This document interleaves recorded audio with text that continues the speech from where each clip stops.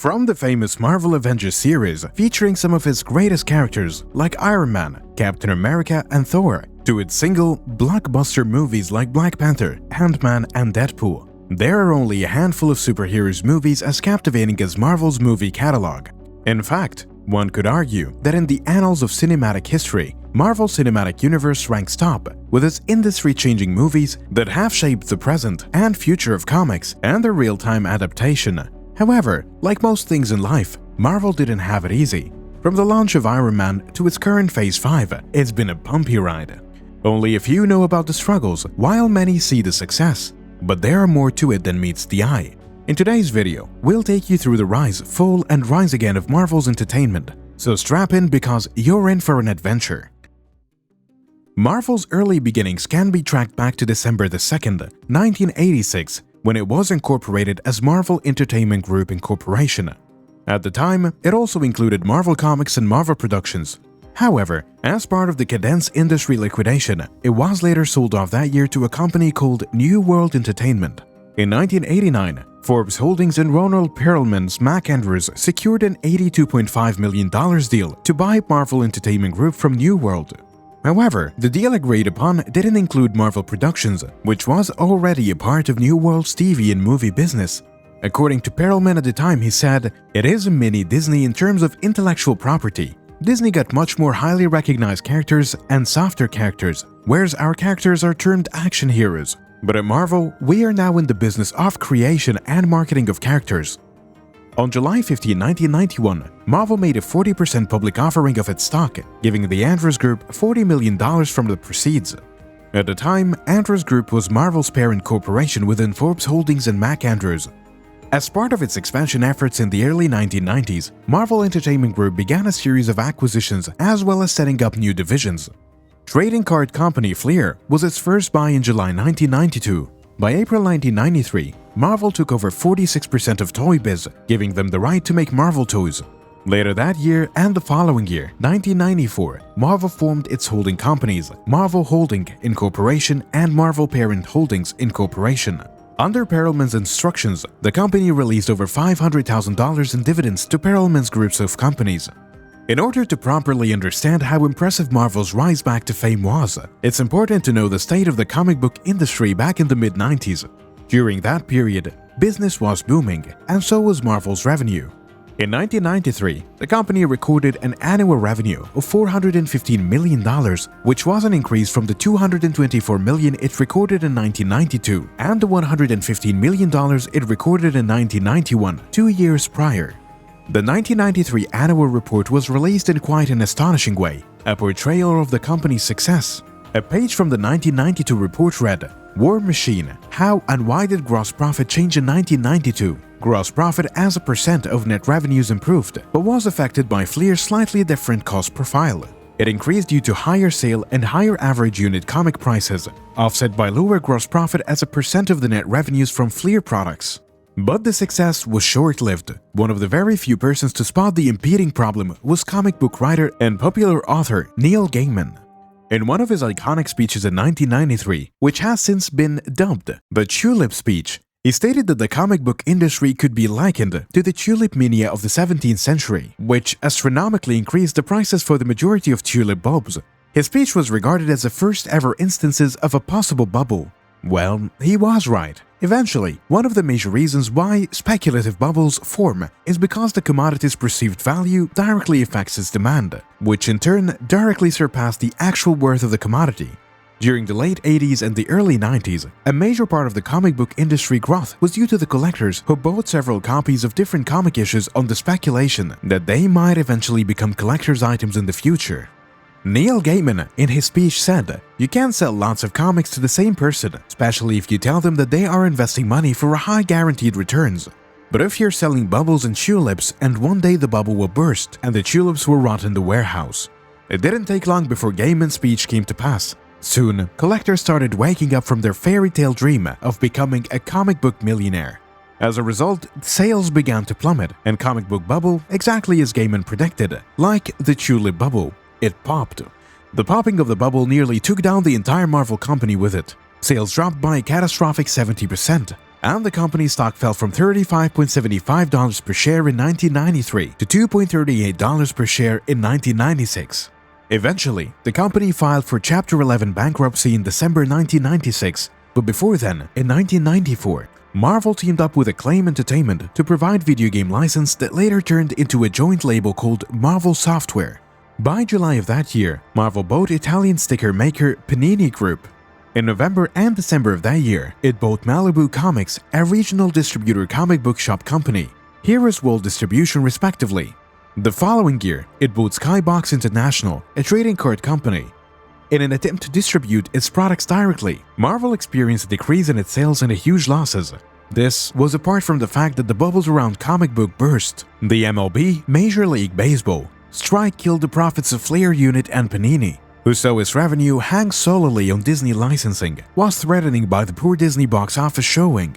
Eventually, Marvel was forced to report its first annual loss under the leadership of Perelman.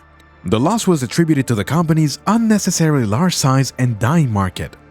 By the start of 1995, Marvel Entertainment was in a great debt, eventually leading to the sales of some of its prominent characters. While facing increasing loss, Perelman decided that going in a new territory might save the company. As such, Marvel Studios was born, a venture Perelman hoped would be able to put the company's dominant characters back on the big screen after several years of legal dispute. In order to achieve this, Perelman proposed that they buy what's left of Toy Biz shares and form a merger with Marvel to create a single and strong entity. The proposed deal was resisted by Marvel Studio shareholders, who argued that there would be severe damage to the prices of Marvel shares. In response to this, Perelman decided to file for bankruptcy in order to gain the power to perform a revamp without needing the consent of the shareholders. His decision to do so was met with bewildering power struggle that lasted for around 2 years. Carl Icahn, a notable shareholder, led a strong opposition against Perelman, with the financial press reporting every public spat. Perelman, Icahn argued, was like a plumber. You loan money to get him started in business, then he comes in, wrecks your home, and then tells you he wants the house for nothing. When the battle between the pair finally ended in December 1998, it had a very strange outcome that only a few people would have seen coming. The lengthy court case ended with the merger between Marvel Entertainment Group and Toy Biz, but Perelman and his opposition Icahn were removed from the company in the process.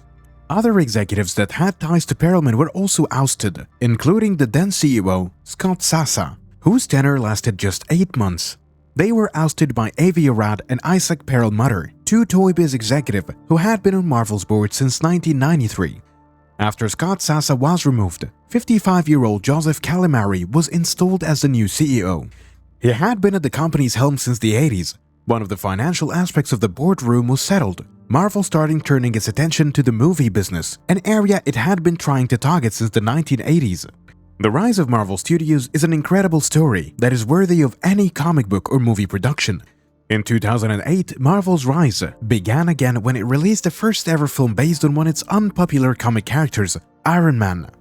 The release of Iron Man, which initially was far from anything perfect, later went on to become one of the highest grossing superhero movies at the time, thanks to the brilliant acting of Robert Downey Jr. Its release also marked the start of the famous 10-year-long Marvel franchise known as the Marvel Cinematic Universe. Since the debut of Iron Man, the MCU now features 33 films across different phases. Each of these movies has dominated the box office, making the MCU the highest ever grossing franchise, with over $29.8 billion at the global box office. The release of the Avengers Infinity War summed up the end of Marvel's Phase 3 of the film's franchise. Its trailer sent a strong message to the Hollywood industry, and the film didn't disappoint as it broke several records. It broke the record for the highest opening weekend and a single weekend gross with $640.5 million. It also became the fastest movie to gross $1 billion with just 11 and $1.5 billion in 18 days. In doing so, it became the highest ever grossing superhero movie with $2.048 billion. For a company that initially filed for bankruptcy 28 years ago and lived in the shadow of the biggest competitor, DC Comics, Marvel Studios has definitely experienced one of the most significant rise back to fame. Despite its current dominance of the cinema and superhero genre, Marvel did experience its darkest hours, just like many heroes before them. During the comics book Golden Era, Marvel created some of the most iconic comic characters we know today. From the Amazing Spider-Man to the Fantastic Four, Marvel ruled the comic world, portraying their characters with unique art. So how exactly did the company fall into a dark place? Well, it was quite straightforward, through legal and financial issues. Ironically, most of the debt Marvel owned was to Disney, the current owner of Marvel Studios. We'll get into that detail later on. Where Marvel filed for bankruptcy in 1996, the company made a huge mistake in selling the rights of some of its bestsellers and iconic characters. The Fantastic Four, Spider-Man and the X-Men. They were sold to Sony Pictures and 20th Century Fox as part of a rather ambitious licensing deal that would help Marvel start making money again. In an ironic twist of fate, after Marvel sold off some of its most iconic characters, superhero films started making their marks again on the big screen. At the start of the 21st century, geek culture started becoming a thing, and as a result, superhero movies were in demand. Marvel Cinematic Universe also started seeing a huge change. However, during this time, when the demand rose, Marvel characters weren't the first superhero adaptations to hit the cinema space. In fact, DC Comics was at the benefiting end of the market, as they made huge amounts and great fame from their successful and popular characters, Superman and Batman. While DC Comics were successful at the time, it was actually the X-Men trilogy by Bryan Singer that relaunched the superhero space to modern cinema. Another honorable mention that also played a major role was Christopher Nolan's Dark Knight trilogies and Sam Raimi's Spider-Man. These movies broke the box office record at the time and went viral on a global scale, also receiving universally acclaimed awards. Now, even though Spider-Man and X-Men did absolutely well at the box office and launched Marvel's rise, Marvel received very little money from the movies due to the licensing deal agreed. As a result of the low amount received, David Maisel, a talent agent, came up with a superb pitch that helped Marvel. He suggested that they create their own production studios while maintaining all creative control and all profit generated. That way, Marvel could have its own characters do a crossover like in the comics. It was a very risky pitch at the time, because Marvel had the rights of most of their renowned and iconic characters, meaning they had to settle for the less known characters. Despite the risk involved in this plan, Marvel proceeded and eventually acquired the necessary finances to spend on 10 new movies. They also succeeded in reacquiring the rights to some of its characters. In 2006, Marvel appointed Kevin Feige as president and head of productions. Kevin had a strong love for comics that made people declare him a fanboy, and he was later credited as the man behind the success of Marvel Studios. As part of Kevin's vision for the studio, he built a foundation for Marvel's cinematic universe that united all of the studio's major characters in a single film. The film became iconic, The Avengers, but they first built a foundation for the 10-year-long cinematic franchise before it launched. Not long after that, the company that had been struggling with bankruptcy announced that Iron Man would be its very first ever feature, a standalone, and would be released under the name of Marvel Studios. While most of us know Robert Downey Jr. as the man behind the iconic Iron Man role, the initial decision to cast him for the role was met with some uncertainty. Empire magazine once admitted that Robert Downey Jr. wasn't the first choice to play the Iron Man. The reason wasn't because Robert wasn't talented enough. He was and always had it in his spades. It was most likely due to him having recently bounced back from some difficult years. However, he did play the role and became the cover of several film magazines, posing as the billionaire Playboy weapons developer Tony Stark. Today, he is regarded as the first Avenger and has made more appearances in films under Marvel Cinematic Universe. Since Marvel Studios went against all odds and released Iron Man back in 2008, the Marvel Cinematic Universe had gone on to become the largest and most renowned cinematic franchise ever, surpassing Harry Potter and Star Wars to claim the throne. By 2018, the franchise had grossed around $12 billion, with the double 12/17 blockbuster Thor Ragnarok and the Guardians of the Galaxy Volume 2, allowing the company to rack in over $2 billion. Both films were also critically acclaimed. However, Marvel didn't profit directly from Spider-Man Homecoming due to its deal with Sony. Looking at the last 10 years in the MCU, we can point out several indications of its success, from hiring world-class filmmakers who have genuinely passion for all superhero comics to casting only the best actors. Each MCU film has displayed a proper understanding of the character to portray a top-class adaptation. As a result, the comic book genre had been regarded by many to be the spark of a massive success for the cinematic universe. As we explained earlier, the movie climate had already started showing strong interest in seeing comic book characters come to life on the big screen. However, world building is one area that can be considered ambitious in Marvel's approach to their cinematic franchise. Marvel might not have been the first to adapt their comic characters on the big screen, but they were the first to introduce a universe-building method, despite only a pipe dream at the start. Another area that Marvel had used effectively in its rise back to the top of the big screen is post-credit scenes. As part of its cinematic franchise, it has become a staple, with each one linking all films together and providing what is to come in the future or the next movie. It all began with Iron Man, a post-credit scene where Nick Fury, the director of S.H.I.E.L.D., walked up to Tony Stark and told him he was part of a bigger universe. That particular scene ended with Fury saying, "I'm here to talk to you about the Avenger Initiative." And that was it. The birth of the Avengers. Fans went into a frenzy, not knowing what to expect next. Jon Favreau, who directed the film at the time, admitted that it was an idea aimed to trigger fan reaction and wasn't even part of the original script idea. After the success of Iron Man and the post-credit scene, Marvel started introducing the present group of superheroes over the next few years, featuring the likes of Thor and Captain America. They both went out on their own individual franchise, and after that, they were joined by Black Panther and eventually Hawkeye and Black Widow. Before Black Panther was released, The Avengers was still the highest-gross superhero movie to ever hit the big screen, maintaining the spot despite several new releases from Marvel. Since 2018, Marvel has maintained this formula for its success, gradually introducing its new characters and building future storyline based on the previous ones to keep viewers anticipating. The climax of Marvel's final rise back to the top happened after 3 individual trilogies and 19 films until Avengers Infinity War was released on April 27, 2018.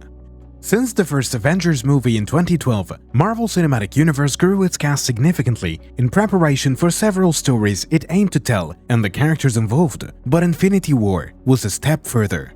The movie featured every single one of Marvel's superheroes and characters from the 10-year period that saw its climax with Infinity War featuring Captain America, Iron Man, Black Widow, Black Panther, Thor, Scarlet Witch, Doctor Strange, Ant-Man, and more. The movie also served fans with the long-awaited matchup between the Avengers and their counterparts from other cosmic worlds, the Guardians of the Galaxy. During a 2017 Comic-Con event, Marvel officially announced plans for the inevitable meeting as part of a large plan to give viewers worldwide a worthy experience. Marvel ensured Infinity War brought together the largest ever cast in its cinematic universe to fight and defeat Thanos, played by Josh Brolin.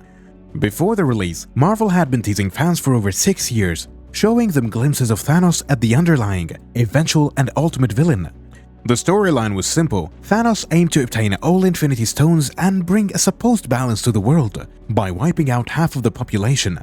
To make it even more interesting and create an avenue for a further blockbuster movie, Thanos had to succeed. Over the years, while Marvel focused on making their superheroes have a major flaw to gain fan support, they decided to switch the focus, making the villain stronger for the Infinity War movie, considering it was supposed to mark their final rise to the top. In order for Thanos to deliver on that goal, the Russo brothers, directors and screenwriters, played a huge role for Marvel. They highlighted how dangerous Thanos could be in the movie's first 5 minutes, sending fans into unbearable wait before its release. During that period, Marvel Studios undoubtedly became the fans' favorite when it came to anything comic that they had movie adaptation, surpassing the long-standing DC Comics. Before the launch, the Infinity War had over 1,000 showing centers, with millions of people worldwide anticipating its release. After its eventual release, it went on to set a new record of the highest ever grossing superhero movie with $2 billion, only surpassed by the second installation with $2.7 billion. If anything, Marvel's 2014 Guardians of the Galaxy release breathed fresh air into MCU franchise. Reporters initially described it as a risky movie, yet it allowed for tonal shifts we saw in Black Panther, Doctor Strange, Ant-Man, Thor Ragnarok, and Spider-Man. Its climax also set the perfect tone for Marvel's first ever female standalone superhero movie, Captain Marvel. This was in response to DC releasing its own female superhero standalone movie, Wonder Woman, which broke several box office records. Marvel survived its darkest hours and rose from the brink of extinction to a climax that saw it release its greatest movies and highest ever grossing superhero movies at the box office, The Avengers Infinity War and Endgame. Now there's even more renewed hope for the company's future now that Disney also acquiring 20th Century Fox, meaning Marvel may now be able to reintroduce their fondly family, the Fantastic Four, and potentially release a crossover with the X-Men. If you enjoyed watching the video, do leave a like and subscribe to this channel for more interesting stories and hidden secrets.